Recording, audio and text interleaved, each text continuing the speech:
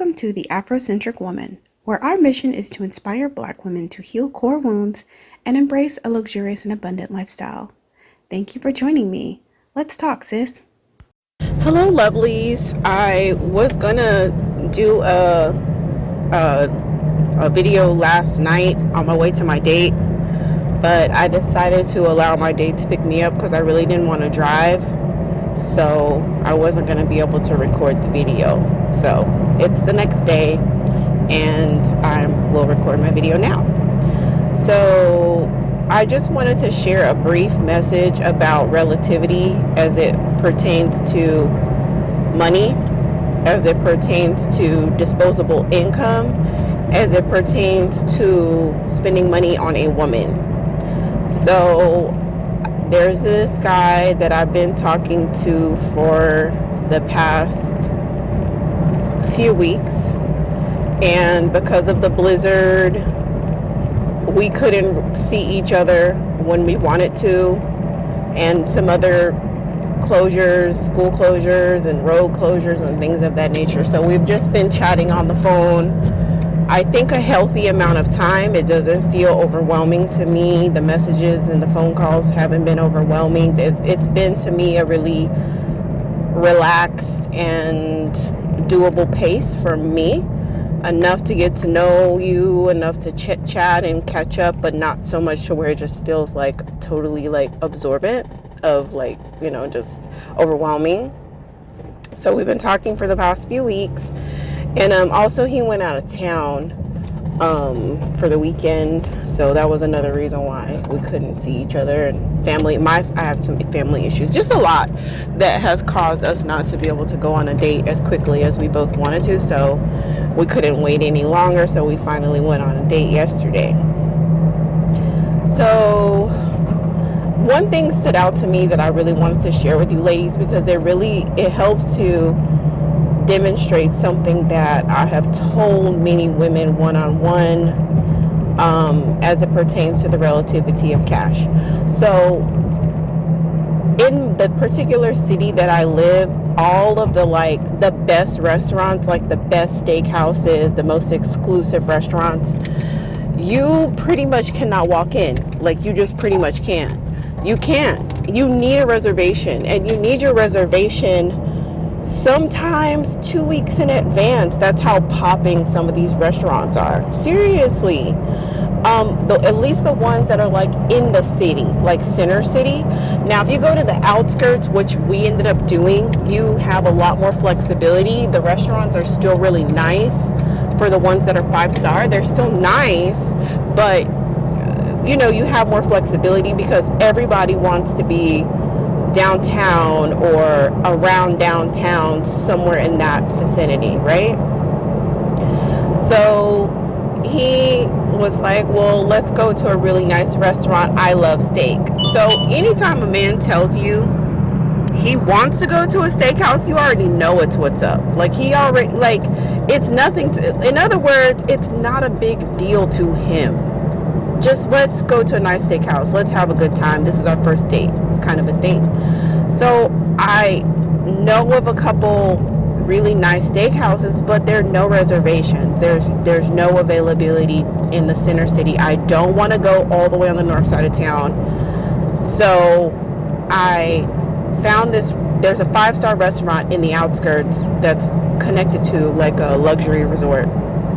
So I said, well, let's go there. And this man, he texted me. He was like, I don't know about this restaurant. It looks kind of cheap, and I don't know if this is the best choice for our first date. I was like, sir, I'm looking at my phone like, sir, you don't know me that well yet. I would never pick a ratchet ass restaurant for us to go to, but I know what he's saying. Like, honestly, this particular restaurant, they really don't have good pictures online. They really don't. They cater to an older demographic because it's a very exclusive resort, and attached to a country club. So they really they advertise to an older demographic of people, very old, wealthy people. So they don't have those like pop-in flashy pictures like what we're used to with a lot of the more downtown restaurants, and the ones who cater to a younger, still like, wealthy or high income or whatever the case may be, luxury, whatever you want to call it. They're still that, but they cater to a more diverse clientele, as well as younger people, so they're a lot hipper and flashier. And this is like old money place that I'm choosing, right? It's an old money place. There's a lot of older people that go there, so their pictures are boring. Like that's a true story. The website's pretty boring as well. You know what I mean? But it's a really nice restaurant. So and so I said, well, let's just give it a try. Just trust me, I think you'll like this. And he said, okay, if this is where you want to go, I'll take you anywhere you want to go. I just want to make sure that, the restaurant is nice enough for our first date. And I just thought that was so cute. Now, keep in mind, you're going to meet men who will have a heart attack at the idea of taking you to a really nice steakhouse. They're trying to take you, and I'm going to actually record a whole nother video on the whole coffee or bar thing, because that's like a real thing that these manosphere people are pushing. And I'm seeing it play out on the ground as someone who is actively dating. I'm seeing it play out on the ground. So I'll do a whole nother video about that. But yeah, there are going to be certain men males who will have a heart attack at the idea of taking you to a really nice steakhouse, or they're just like, it's not in their league. And just understand that it doesn't have anything to do with you. It has everything to do with them. It has everything to do with them. So don't get upset if a male is not able to take you where you want to go, or he's not trying to put the effort into showing you a good time, or if he's just if he's not able to do it. He don't have the money. He just don't have the money. He might not just have the money. Because for one thing, one man is going to say, that's all you want? And another man is going to say, how could you ever ask, like, how dare you ask me for that? Or how dare you need that? And it could be the same thing. It could be the exact same $500. One guy's going to be like, that's all you need? Okay. And then the other man could be like, oh, saying all this and that, like, oh, you think you're this, you think you're that, I can't believe you would ask me for that, or I don't spend money on women, or whatever. That's fine. They're entitled not to do that. Like, they don't have to spend money on you. Listen, it's always great to get the information. It's always great to get the caliber of males early on, because it's not so much I gotta be wined and dined and you have to take me to an expensive restaurant. It's not about that. It's more so about effort. It's more so about investing in the courtship process. And it's also about how much disposable income do you have? How much income do you have to entertain a woman or women in your life? Because if you don't start off in a nice restaurant, oftentimes you won't know. Like, it's no skin off his back to take you to a $5 coffee. You know what I'm saying? So you will have no idea about how this dating experience is about to be. And you don't know how comfortable he is financially and how much income he has to spend on the dating process. Because we're spending. Everybody who knows, who keeps themselves up, they know, like, women, if you're keeping yourself up, you're spending some shmoney, okay? You're spending some shmoney to keep yourself up. Like, that's a fact. We're not even going to talk about my gym bill. Hair, makeup, all that stuff, lashes, oh my God. All that stuff costs. But we do it to, for the process, to look good. Like, who doesn't want a beautiful woman? What man doesn't want a beautiful woman to entertain him and to spend time with? Like, of course. So that costs. So both parties investing money in the process, but you want to see as quickly as possible that he's able to do it. Now, some of these channels and especially some of the younger ladies, I understand that we have different perspectives because we really are in different positions in life. You know, I'm not in my early 20s. I'm not in my late teens or early 20s. So I'm not as ruthless as some of these young girls. Some of these young girls are ruthless. Some of these young girls are about the bag, period. And whatever, you know, do you.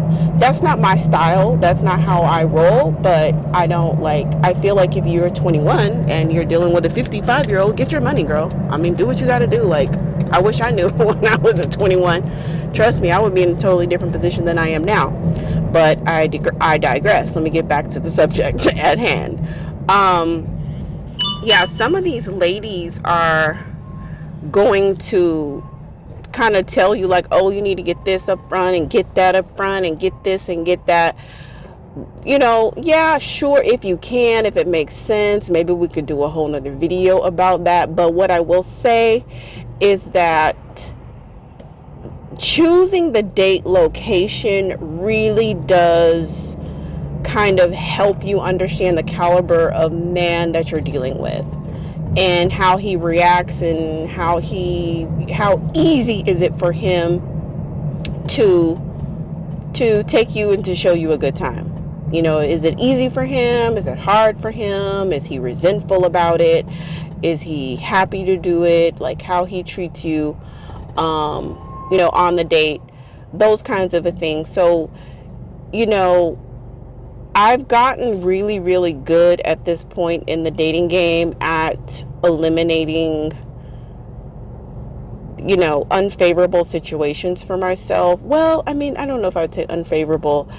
Like, I used to be quicker to go on a date, and I'm not now. First of all, my time is limited. And then second, I prefer to talk a while. Like, I will have a few conversations with a man, and that will let me know if I even want to go on a date with him. It helps me to know if I even want to go on a date with him. So I try to get on the phone pretty quickly, so I can determine that. And then that helps me have a better dating experience. It really does.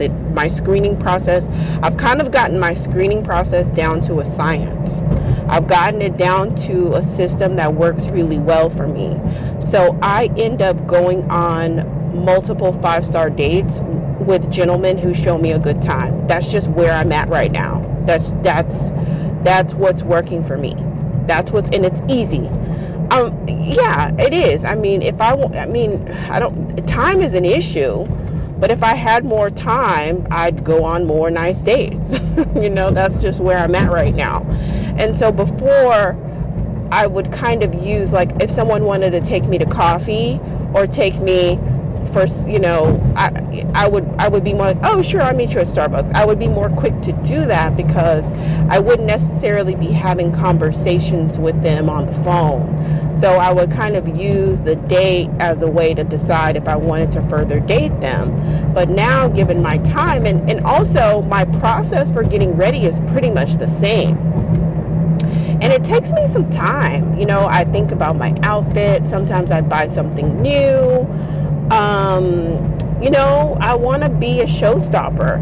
And so if I'm spending the same amount of energy into my appearance to go to Starbucks rather to go to a 5-star steakhouse, I'm going to choose a steakhouse. I'm not going to do all of that for a coffee shop, you know. So, you know, everybody, I'm not saying don't do it. I'm just saying it doesn't work for me. I just don't do that anymore at the point that I'm at right now with my dating. I don't do that, and I haven't done that for probably over a year.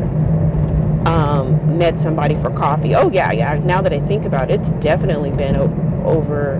Hold on, no, the pandemic. Maybe like almost a year.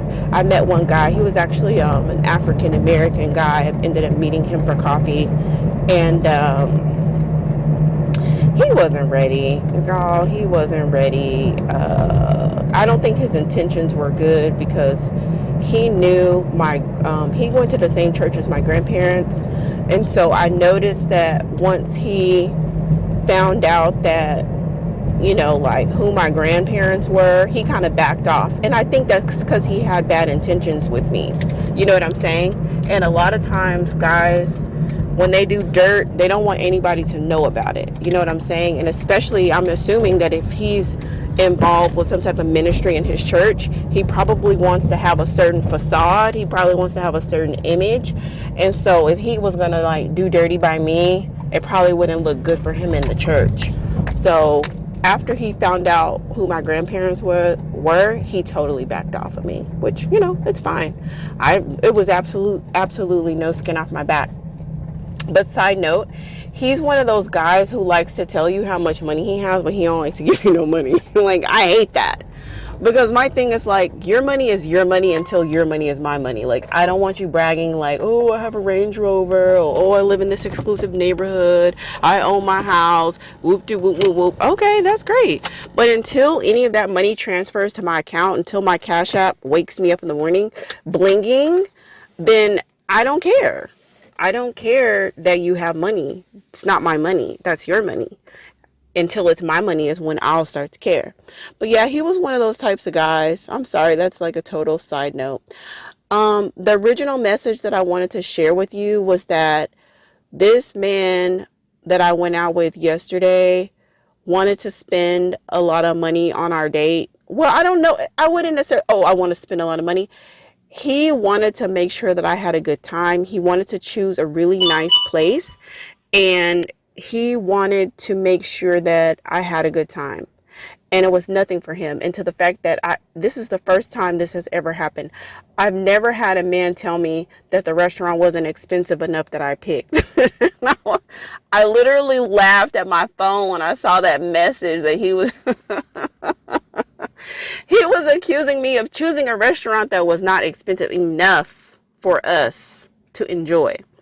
But anyway, once we pulled up and he saw how because keep in mind, this resort is kind of exclusive. It's on the outskirts of town.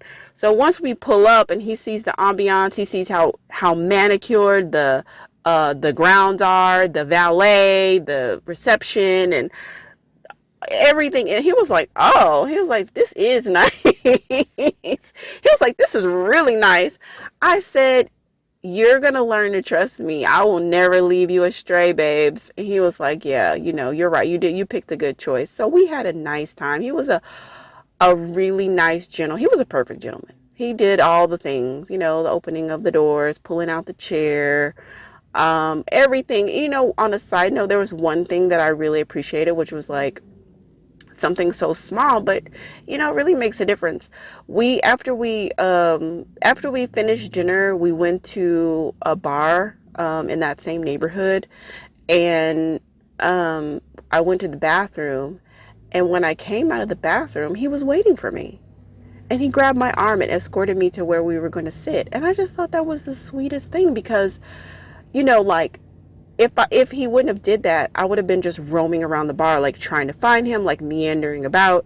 And I didn't have to do that because he had already found where he and I were going to sit. He'd already scoped that out. He'd already arranged that, and he waited for me. He took me to the chair. And I was like, that is such a sweet gesture. It made me feel protected. You know what I mean? That he was waiting for me to make sure that I'm good. I appreciated that. So anyway, that's my side note. And anyway, talk to you soon. Bye. Thank you so much for sharing your time and attention with the Afrocentric Woman. Special gratitude to our subscribers. If you'd like to stay connected with this channel and you haven't subscribed yet, please do so by hitting the subscribe button and the notification bell. If you like this content, please hit the like button.